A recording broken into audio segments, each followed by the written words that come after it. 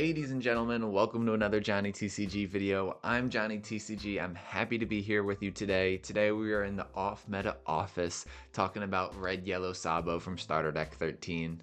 Red Yellow Sabo isn't quite as rough of a deck as Blue Yellow Ace from this starter deck was, but of course it's not quite as good of a deck as the Black Yellow Luffy from this deck was. Black Yellow Luffy is still a menace in this current meta, winning events and just going crazy. A lot of people want Gecko Moria banned, and Black Yellow Luffy is a big part of that. Since its release, there have been a lot of different types of builds for Red Yellow Sabo in order to try to make it work. We've seen Revolutionary Army builds, we've seen Straw Hat builds, we've seen even Big Mom Pirates builds. There's a ton of different directions you can go with this leader, which is really fun.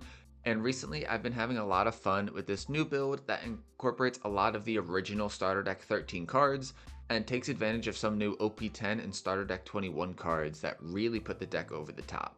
It's not quite meta, but it is still a good time. Today we're going to be taking a look at the deck. We're going to be doing a giveaway for a custom Don card. In just about every single video we do a custom giveaway, so stay tuned for that. And then of course we've got games on the sim and talking about how they were.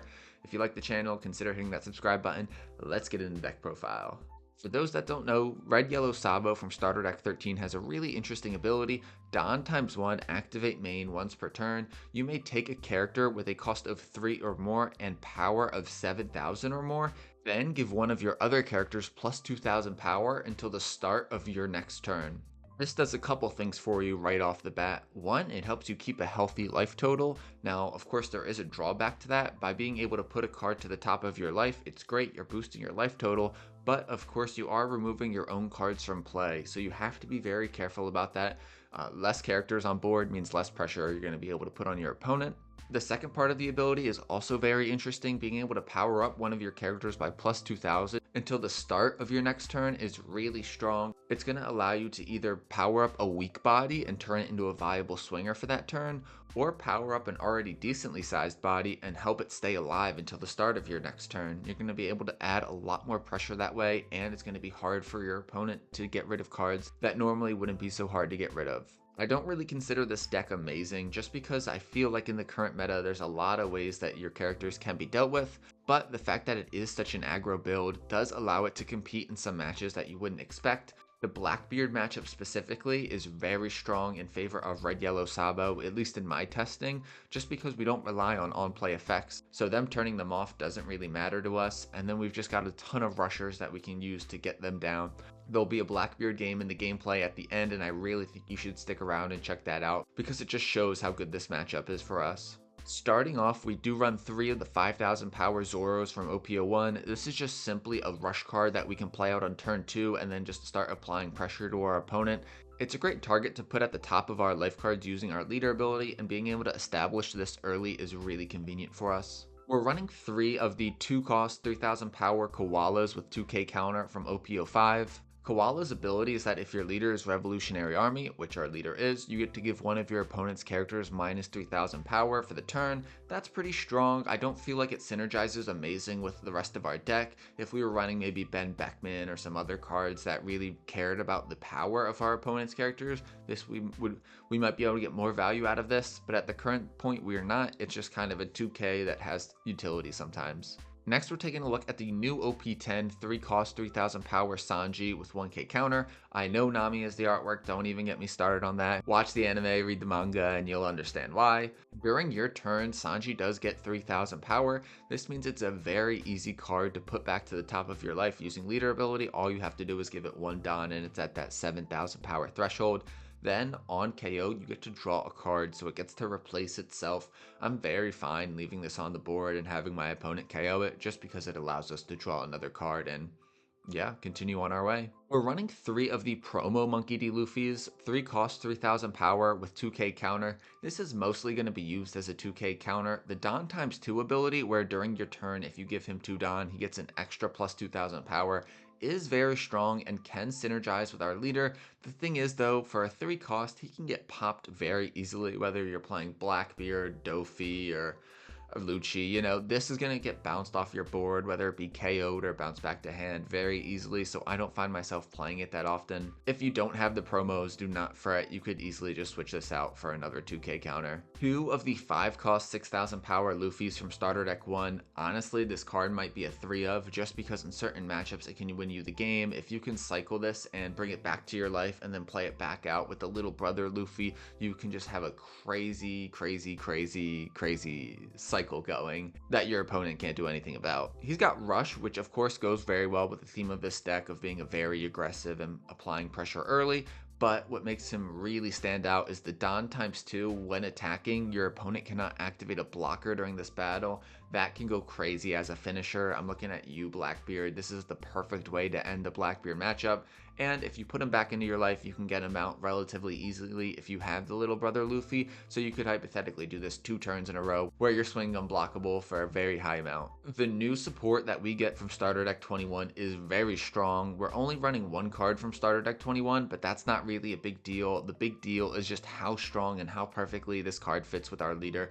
5-cost 6,000 power Luffy. We get to take it out of our life with our little brother Luffy that we're running. He has Rush, which we love of course, and then when attacking you get to give 1 rested Don to either a leader or one of your characters. You can give the rested Don to Luffy, bump him to 7,000, and then use leader ability to pop him to life, or give it to your leader and put another card back to the top of your life. He was made for this deck basically. Starter Deck 21 was just a convenient way to give red yellow Sabo support. That's my conspiracy. I think this has to be a 4 of in this deck if you're running a build like this. 4 5-cost 5,000 power Satori's. He's got the 2k counter, which we really like, but then he also has the trigger. We're not often going to be playing him out from hand just because I feel like we usually have better options. But when we get a trigger and can play out a 5,000 power body that only needs 2 Don to satisfy our leader's ability, we are going to be in a really good spot.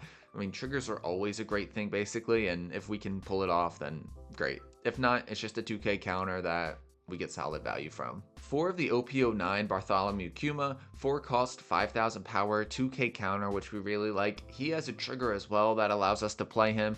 If you and your opponent combined life total is 5 or less, we get to play him out for completely free. The completely free part is very strong, unlike Satori where you have to trash a card from your hand, which sometimes can make it not worth it to play him out.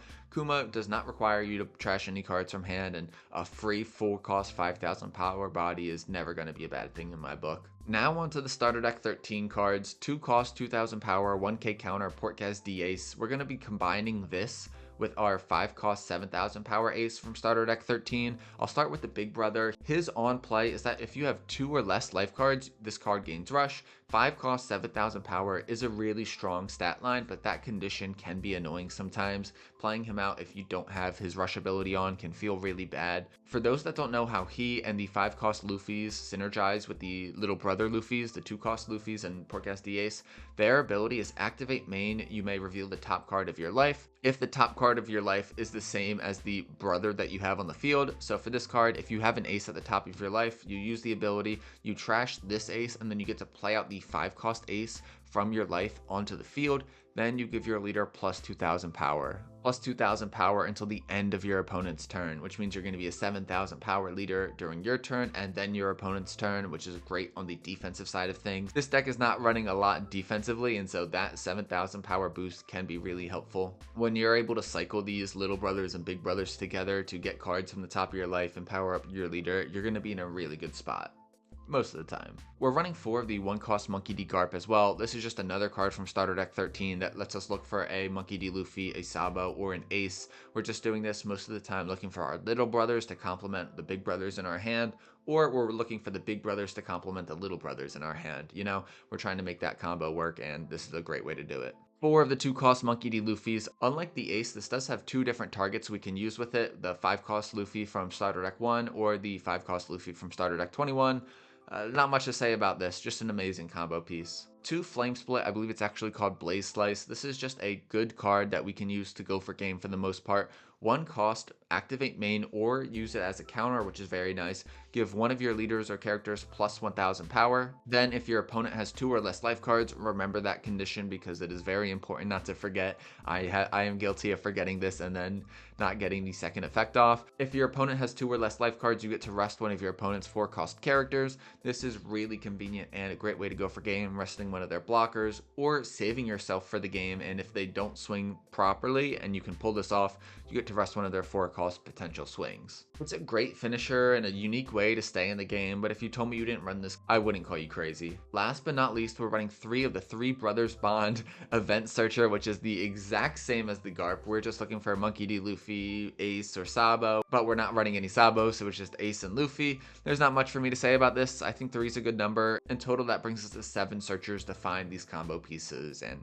I think that's a decent number. There are just so many different ways you can build this deck list. I can't even give you other cards to suggest just because you can make it in so many different ways with so many different themes and styles of gameplay. This is just what I'm running right now. One card that I'm probably gonna add and maybe take out a Flame Split and maybe like a 1-cost searcher or one of my 3-cost Zoros is Divine Departure. This deck does not have any good ways to deal with bigger bodies, and that is a real big issue. We're trying to be aggressive and end the game early before our opponent can safely play their big bodies, but if they're able to get out an 8-cost Eustace Captain Kid, that can be very problematic for us. And so in order to combat that, I think I'm gonna throw 1 or 2 Divine Departures in. This is a new event from OP10. Hopefully we have some red yellow Sabo chads in the chat that can give us some constructive criticism or feedback on this deck list, letting us know what does work, what doesn't work in their opinion, and I would love to hear from you. Before we get into the gameplay though, of course we've got a giveaway for you. Today we're going to be giving away a custom Don card. It is using art from the One Piece manga. I am not the artist. I am not selling this. This is just a fun personal project of mine. All you have to do to enter the custom manga Don giveaway is 1, leave a like, and 2, leave a comment. It's as simple as that. If this video gets 20 likes in the first 24 hours, I will send it to 1 US-based commenter completely free. Like, comment, and if you're feeling so inclined, consider hitting that subscribe button down below. It really helps out the channel. It means a lot to me, and we're almost at 1,500, which would be pretty cool if I say so myself if we get there by the end of the month. You're tired of me yapping though. Editor, roll the gameplay. Our first game of the day is going to be against a starter deck 10 red purple kid, one of my favorite leaders in the game. I think we're actually going to be in a pretty good spot in this matchup just because we're a very aggressive deck. I really like this hand that we just drew into. We're going to start off with a 3 Brothers searcher and take the 5-cost Monkey D. Luffy from starter deck 21. That card is insane in this deck, ladies and gentlemen. They do have the 3-cost Eustace Captain Kid to play on turn 2 and swinging at us for 5,000. We will take that. It was tempting to counter out of, but we will take that and we get a 2k Monkey D. Luffy, which is cool. We're going to do the typical turn 2 play, swinging with our leader, this time for 6,000, and then with Rush Zoro, we can swing for 5,000 as well. Hopefully the Zoro can stay alive. We do have an okay amount of counter in hand, not a ton, but we might be able to keep it alive this next turn because then we can start comboing that with our 5-cost Monkey D. Luffy and some of our other rushers. This is just a great way to apply early pressure. 6,000 at it, and I'm debating on keeping it alive and maybe giving the 2k Monkey D. Luffy for it, but I don't really want to give away my younger brother Monkey D. Luffy, which I would need to if they swing 6,000 at it again with their leader, and so that's why I'm like, I just gotta let it go, unfortunately. I'm expecting here a 5-cost Eustace Captain Kid blocker from OP5, but they are going to play down the Heat from OP9 instead, a 3-cost 4,000 blocker, and then swing 7,000 at us. We will take that, and we get the Kuma trigger card. We love this card. 4-cost 5,000 power, 2k counter, and if our opponent and our life total is 5 or less, we get to play it out for absolutely free. That's crazy. Now we're in a position where we can actually start using leader ability. I'm going to start off by giving 1 Don to our leader, swinging 6,000 into their rested Eustace Captain Kid. I'm expecting them to give this to me relatively easy, but they will counter out of that with the 2k. Now we play down that 5-cost starter deck 21 Luffy, use his ability, give him a Don, and now we can use our leader ability, powering up Kuma by 2,000, swinging 6,000 or 7,000 into the kid, and they will finally give it to us. There's an argument to be made there. I should just go into life and really pressure them down, but I also think controlling the board's not a bad idea there. 9,000 at the Kuma. I'm going to be a little bit crazy and counter out of this just to keep it alive and continue pressuring them. I think we're really lucky they didn't play a Silver's Rayleigh there. That 6-cost Zoro is decent, but a Rayleigh there would have been devastating. We'll be able to take that Monkey D. Luffy off the top of our life using our 2-cost Baby Luffy. Powering up our leader by 2,000 is huge. Now we're going to swing 7,000 at it with our Monkey D. Luffy. Because it has Rush, we will use the Luffy's ability and just give 1 down to our leader instead. So we're not swinging 7,000, we're swinging 6,000. I'm thinking we play down Ace, which will have Rush here, and then we can put the Ace back on the top of our life, powering up the Kuma, and then we can swing with our leader big. This is going to be a great turn for us, and they just concede before we can play it all out. As you can see, they only had 2k of counter in their hand, so we definitely had that one in the bag. I know Red Purple Kid isn't really that quickly and efficiently. This leader can put the heat on your opponent. That was just crazy aggression, and I know we got lucky with the Kuma trigger, but this deck has a ton of potential. Let's get into the next one, ladies and gentlemen. Our next game is going to be a red Shanks from OP10, and honestly, I am not feeling great about our chances here. I think Shanks is one of the best leaders to combat our leader ability and just our playstyle. Us trying to be aggressive with low bodies isn't really going to work with Shanks' leader ability getting to minus 1,000 power from all of our characters, and then of course we do not have any answers for Shanks' big bodies late game if we let the game go into the late game, which might be hard for us to do. We're going to swing with our leader. They will use leader ability to minus our swing by 1,000. Then we're going to play down the 3-cost Rush Zoro. The reason we didn't swing with Zoro is because they are showing that they might have the Gum Gum Red Hawk. It's possible that they don't have the Red Hawk, but that's the power of Shanks and Red Hawk. You know, they can just fake it, and I have to kind of act like they do. 4 Don for them to work with. We could see a Lucky Roo. We could see Building Snake Hongo. They're going to leave 2 Don up maybe for another Red Hawk. 7,000 at us, and we just are going to take this. There's no way we're going to counter out of this early. We get the Kuma, which is cool, but unfortunately we cannot use his trigger because our life total is just too high between us and our opponents. They're going to leave 2 Don up. We'll probably throw Don on our Zoro just to keep it out of range of that Red Hawk. We're going to swing 6,000 with him starting out. They'll have to give us counter either way or take this, which is nice. And they will take this hit, bringing them to like 8 or 9 cards in hand. That's a ton of cards in hand. I'm thinking here I could play down the Kuma and potentially develop another swing for next turn, or I can play down the 1-cost Monkey D Garp and search for either a baby Porkas D Ace or a Monkey D Luffy or something like that. I decided to go with the Kuma, leaving that up on the board. We can combo that nicely potentially next turn. We'll see if this Zoro can stay alive. I really think I probably should have mulliganed this hand. That was not really a great hand, and yeah, I might pay for it, pay for taking a bad hand. 5-cost Silver's Rayleigh blocker. That is definitely not their ideal play, so we're still in a decent spot. I mean, a ton of cards in hand. They are able to do a cycle, so that's still a decent play for them, you know, but I think a Yasab probably would have been their ideal play. 6,000 at our Zoro. We do have 2-2Ks. I'm thinking that we give one of our Satoris for it. We're in a good position to pressure them this next turn, but unfortunately they just have so many cards in their hand that I'm not feeling good. We play down the Garp and we freaking whiff. I rarely whiff with Garp, so that feels really bad. Now I'm thinking I give 1 down to our leader, swing 6,000 with him, and then play down the Porkas D Ace and pop it back into our life using leader ability. Even though we can't rush with the Ace, it will power up one of our characters like Kuma or Zoro. We're going to do that first actually, pop the Ace back into our life and power up. It doesn't really matter between Zoro and Kuma. We'll power up the Zoro first though, and we're going to swing 6,000 with our leader. We might not even swing with the Kuma just because it is 5,000 and they do have a 6,000 power blocker. They might even use leader ability here and block with the Rayleigh as well. 6,000 at them. They'll just give us the 2k though. Now, after that, we are going to swing 7,000 with our Zoro. I wouldn't be surprised to see leader ability here and then another 2k, or leader ability Rayleigh and then a 1k. Either way, not an ideal turn for us, I don't think. That's one thing about this deck that I'm kind of questioning, is the lack of big bodies.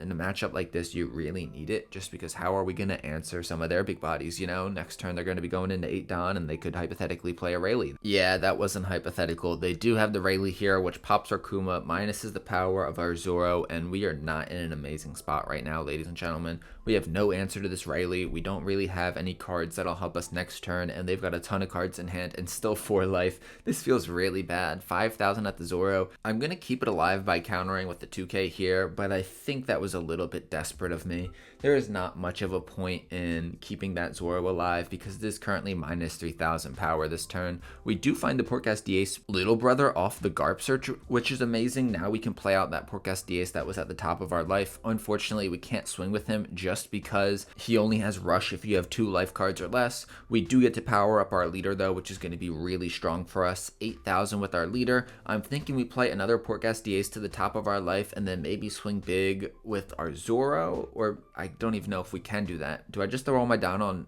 Garp, is that the move here, ladies and gentlemen? I don't know. You tell me. We are in a bad spot. We do get that life from their hand, but they have so many cards in hand. 3 life still left to go.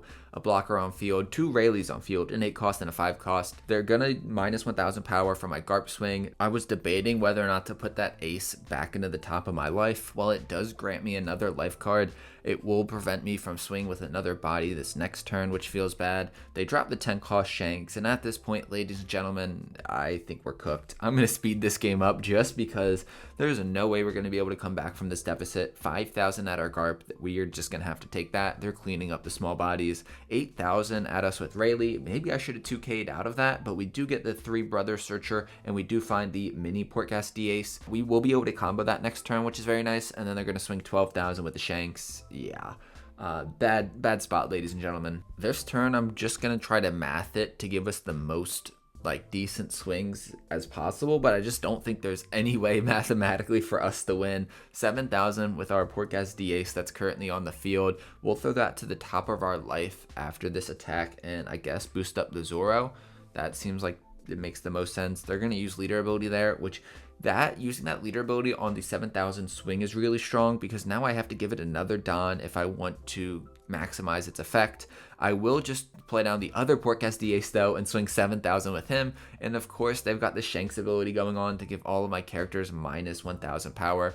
Now 6,000 with our Zoro as well. We powered him up with our Ace ability. They do have a 2K for that. They're currently at 2 life and we've got 2 swings left. We'll throw down the baby Portgas, play out the Portgas that was at the top of our life. It doesn't really matter, I think, whether or not we kept him at the top. They would have to really fumble their swings the following turn in order for us to survive that, even if we did have 2 life instead of 1. This is kind of me waving the white flag, but going out honorably. 6,000, which they will counter out of. It didn't matter if they countered out of it or not, and then they'll block the 8,000.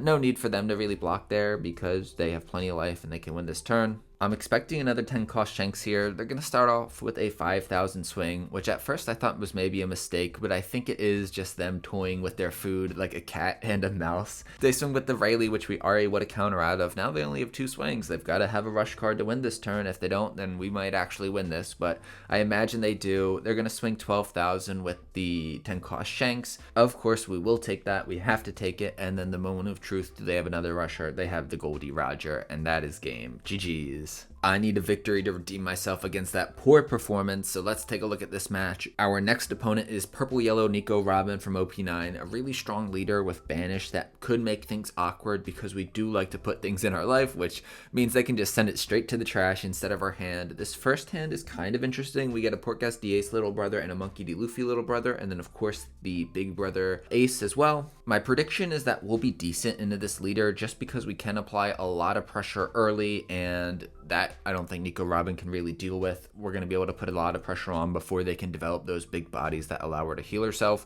5,000 with our leader, they take that, which caught me a little off guard, and then 5,000 with our Zoro, they will give us the 1K counter. That Egghead Nami could be a real nuisance in this matchup because it's a great way to pop some of the characters we have on board.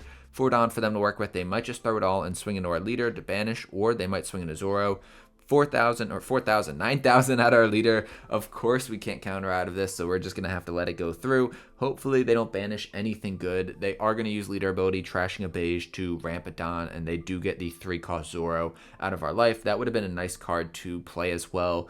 Just put a ton of pressure on the board with 2 rush Zoros and our leader swinging. I might play down the Kuma. I mean, it is a 2K, so I guess I'd rather have that in hand.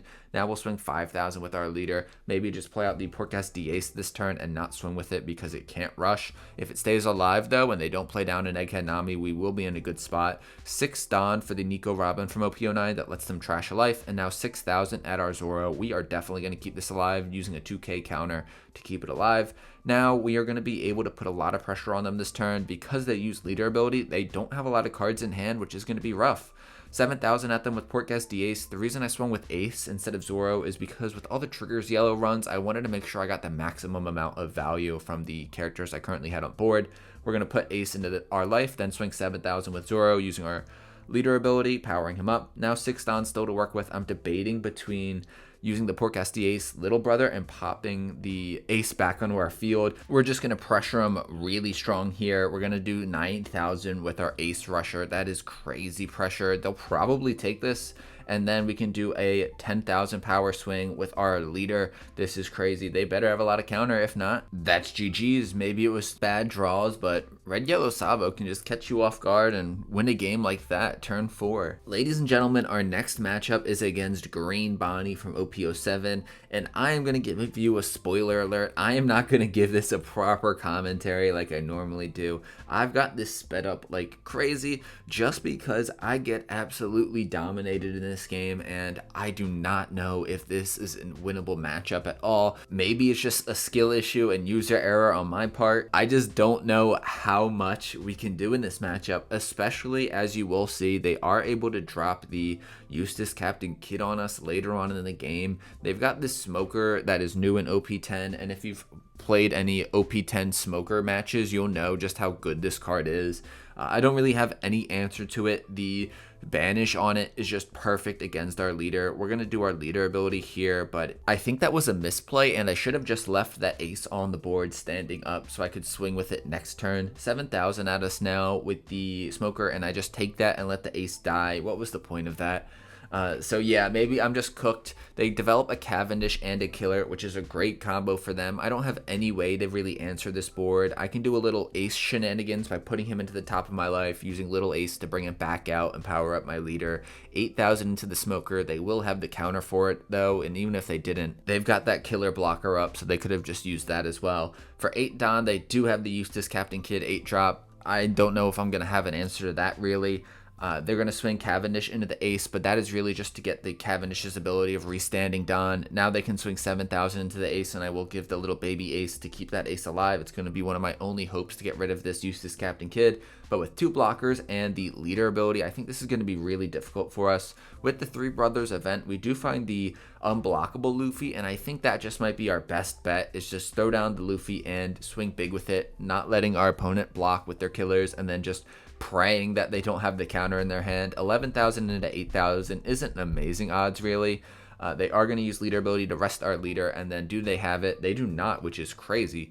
Unfortunately though, they've still got an amazing board. They've got the 9 cost Shanks to pop our 5 cost Luffy. That Luffy is amazing in this deck.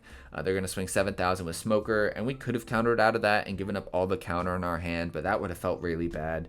Now they've got 2 killers on the board with Don on them, so if they block, they'll be able to get to draw a card. They can use leader ability. They've got Cavendish and Smoker. There's no way I'm going to be able to get these off the board.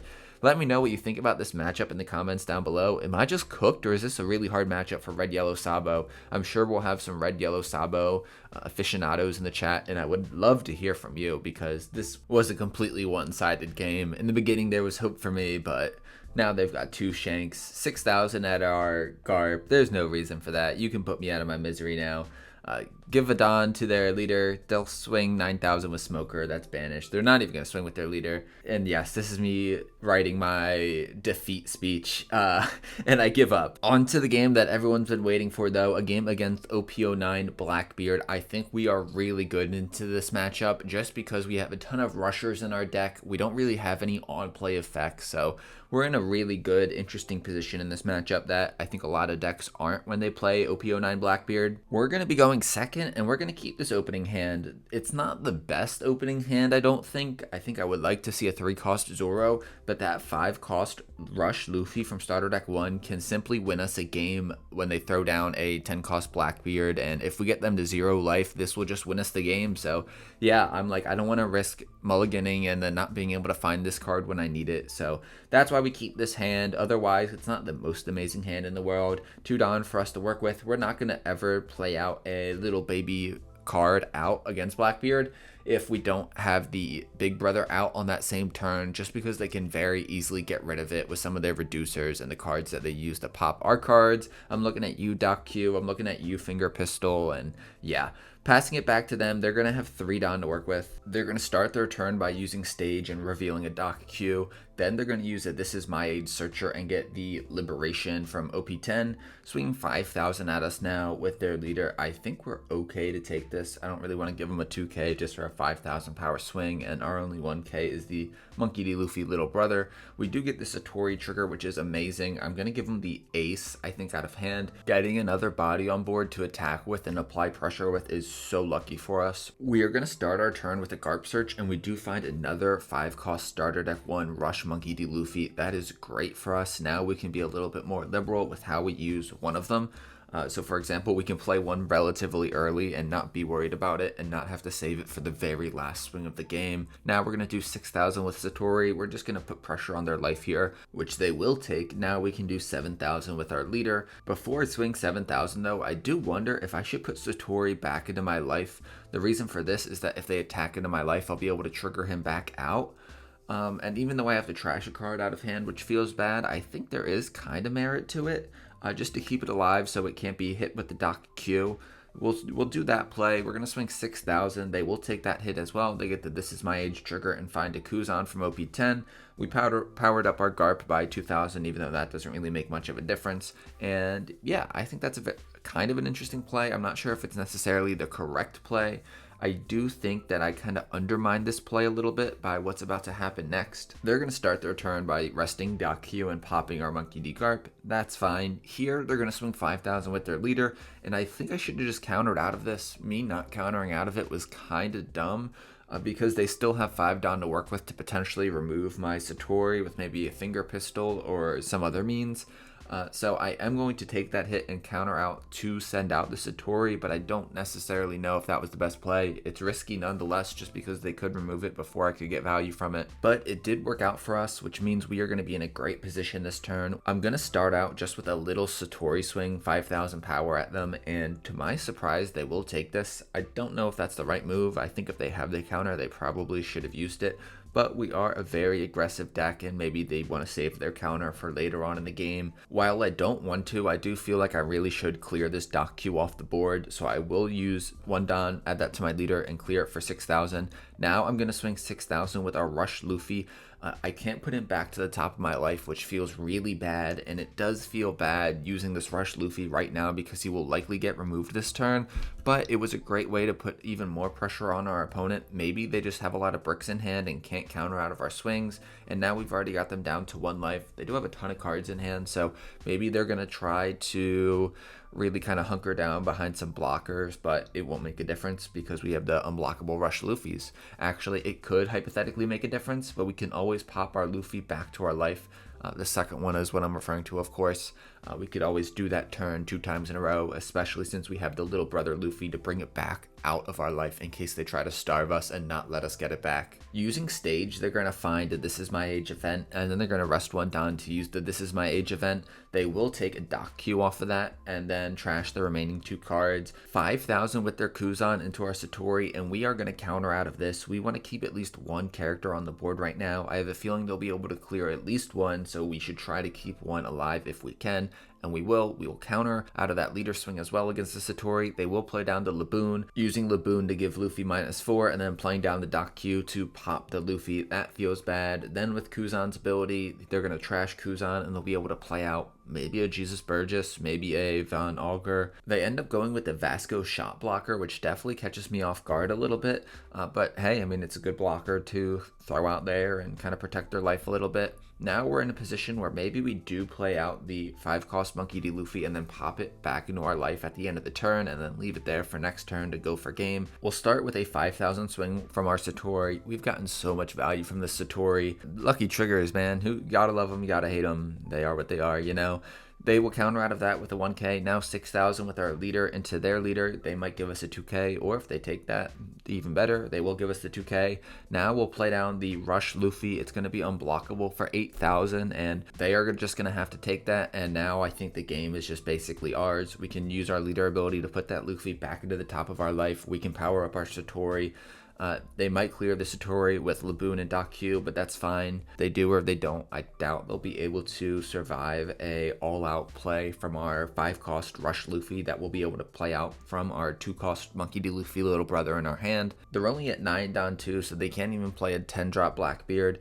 For 5, they'll play down the OP10 Kuzan. Using Kuzan's ability, they'll play out the Jesus Burgess from their trash, which is now at 9,000 power. I'm not sure if I'm missing something, but they will use Leader ability, which makes sense to prevent any on-play abilities, but then they will use a Black Hole to nullify Satori's abilities. Then they'll use Laboon to minus Satori's cost and pop with Q. I don't think that second Black Hole was necessary. But it didn't really matter though. This game was kind of in the bag already and there was nothing they could do to win on that turn. It's time to bring out the boy, 5-cost Monkey D. Luffy from starter deck 1 using Little Brother Luffy. We'll swing for 13,000 and that's gotta be GG's. That was a bricked up hand. The Blackbeard matchup, I'm telling you, since we don't have a lot of on-play effects, we're very strong into that matchup. Ladies and gentlemen, what did you think about those games? I included some games that I got spanked in. I don't usually do that if it's just so bad, but I thought it was helpful just to show, 1, I'm not really like a master with this deck, and 2, that this deck list like just isn't perfect yet. I think it's really good, and as you can see, you can really do well in some matchups, but in other matchups like Bonnie and Shanks, like I don't know how much user error that was, but the matchup is just going to be really rough. Decks that can make the game go on really long really do have the advantage if they're able to get some big bodies down. That's all I got for you today. Remember to like and comment if you want to enter the custom manga Don giveaway, and of course hit that subscribe button if you like the channel and want to stay up to date with videos. That's all I got. Peace. Don't forget to subscribe.